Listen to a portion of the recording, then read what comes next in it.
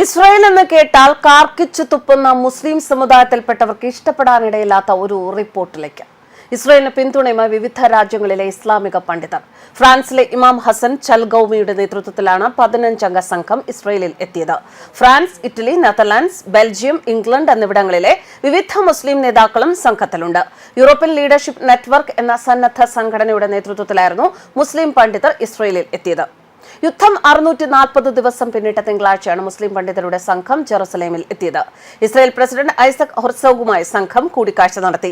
ഇസ്രായേലും ഹമാസും തമ്മിലുള്ളതോ ഇസ്രായേലും ഹിസ്ബുല്ലയും തമ്മിലുള്ളതോ അല്ല യുദ്ധം. ഇത് രണ്ട് ലോകങ്ങൾ തമ്മിലുള്ള യുദ്ധമാണ്. ഇതിൽ നിങ്ങൾ, അതായത് ഇസ്രായേൽ, മനുഷ്യത്വത്തിന്റെയും ജനാധിപത്യത്തിന്റെയും ലോകത്തെയാണ് പ്രതിനിധീകരിക്കുന്നത് എന്നായിരുന്നു ചാൽഗൌമി ഇസ്രായേൽ പ്രസിഡന്റിനോട് പറഞ്ഞ വാക്കുകൾ. ഒരാഴ്ചയാണ് മുസ്ലിം പണ്ഡിതരുടെ സംഘം ഇസ്രായേലിൽ പര്യടനം നടത്തുക. Holocaust museum, Iranian ballistic missile ആക്രമണത്തിൽ നാശനഷ്ടം നേരിട്ട ടെല്ലവീവിലെ കെട്ടിടങ്ങൾ, ഇസ്രായേൽ ചീഫ് റബ്ബീർ ഡേവിഡ് യോസഫ്, സിറിയൻ ലെബനൻ അതിർത്തി, ഒക്ടോബർ 7-ന് ആക്രമണം നടന്ന സ്ഥലങ്ങൾ എന്നിവ ഇവർ സന്ദർശിക്കും.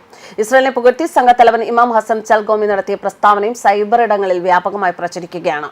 ഗസയിൽ ഹമാസ് തടവിലിട്ടവരെ മോചിപ്പിക്കണമെന്ന് സംഘം ആവശ്യപ്പെട്ടു.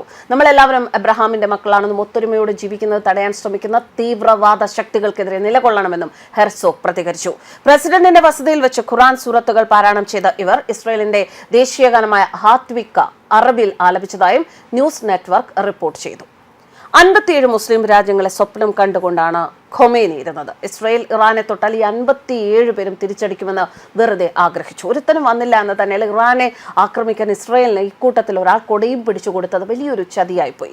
ഇസ്രായേലിനെ അടിക്കാൻ ഇറാനൊപ്പം ഒറ്റ മുസ്ലിം രാജ്യവും ഇല്ല. ഇസ്രായേൽ ഇറാനെ തൊട്ടാൽ 57 മുസ്ലിം രാജ്യങ്ങൾ ഇസ്രായേലിനെതിരെ ആഞ്ഞടിക്കും എന്ന ധാരണ വെറും വ്യാമോഹമായിരുന്നു. ഒരൊറ്റ മുസ്ലിം രാഷ്ട്രം പോലും ഇറാനെ രക്ഷിക്കാൻ രംഗത്ത് വന്നില്ല എന്ന് മാത്രമല്ല, മിക്ക രാജ്യങ്ങളും ഒക്ടോബർ 1-ന് ഇസ്രായേലിനെ ആക്രമിച്ച ഇറാന്റെ നടപടിയെ വിമർശിക്കുകയായിരുന്നു. ഇസ്രായേൽ യുദ്ധവിമാനങ്ങൾക്ക് ഒക്ടോബർ 26 ഞായറാഴ്ച ഇറാനുമേൽ ആക്രമണം നടത്താൻ വ്യോമപാത തുറന്നുകൊടുത്തത് തന്നെ ഒരു മുസ്ലിം രാഷ്ട്രമാണ്. അണുവിട തെറ്റാതെയുള്ള ആക്രമണമായിരുന്നു ഇസ്രായേൽ നടത്തിയത്. ഇറാന്റെ വ്യോമ പ്രതിരോധ സംവിധാനത്തിന്റെ വലിയ പഴുതുകൾ തുറന്നു കാട്ടുന്നതായിരുന്നു ഇസ്രായേലിന്റെ ഈ ആക്രമണം. ഇറാനിലേക്ക് പറന്നത് അമേരിക്ക നൽകിയത് F-35 എന്ന അതിനിഗൂഢ ആക്രമണം നടത്തുന്ന ജെറ്റുകളും ഡ്രോണുകളും ആയിരുന്നു. മറ്റ് അറബ് രാജ്യങ്ങൾ ഭയന്നതൊന്നും സംഭവിച്ചില്ല. ഇസ്രായേൽ യുദ്ധവിമാനങ്ങൾക്ക് ഇറാനിലെത്താൻ വേണ്ടി വ്യോമപാത തുറന്നുകൊടുത്തത് ഇസ്ലാമിക രാജ്യമായ ജോർദാൻ ആയിരുന്നു. പക്ഷേ അത് ആരും അറിഞ്ഞില്ല. കാരണം സാധാരണ യാത്രാ വിമാനങ്ങൾ പറക്കുക 30,000 മുതൽ 40,000 വരെ അടി ഉയരത്തിലാണെങ്കിൽ F-35 എന്ന യുദ്ധവിമാനം പറക്കുന്നത് 60,000 അടി ഉയരത്തിലാണ്. 20 കേന്ദ്രങ്ങളെയാണ് ഇസ്രായേൽ യുദ്ധവിമാനങ്ങൾ ആക്രമിച്ചത്. ഇതിൽ ബാലിസ്റ്റിക് മിസൈൽ നിർമ്മാണ യൂണിറ്റ്, ഭൂതലത്തിൽ നിന്നും ആകാശത്തേക്ക് തൊടുക്കാൻ പാകത്തിൽ മിസൈലുകൾ വിന്യസിച്ച സ്ഥലം എന്നിവ ഉൾപ്പെടുന്നു. ഇറാന്റെ തലസ്ഥാനമായ ടെഹ്റാന് കിഴക്കുള്ള ഒരു ഇറാൻ വ്യോമ പ്രതിരോധ സംവിധാനവും ടെഹ്റാന് തെക്കുള്ള വ്യോമ പ്രതിരോധ സംവിധാനവും തകർന്നു. ഇലാം, ഖുസൈസ്ഥാൻ പ്രവിശ്യകളിൽ സ്ഥാപിച്ചിട്ടുള്ള വ്യോമ പ്രതിരോധത്തിന്റെ മുഖ്യ കേന്ദ്രങ്ങളായിരുന്നു ഇവ.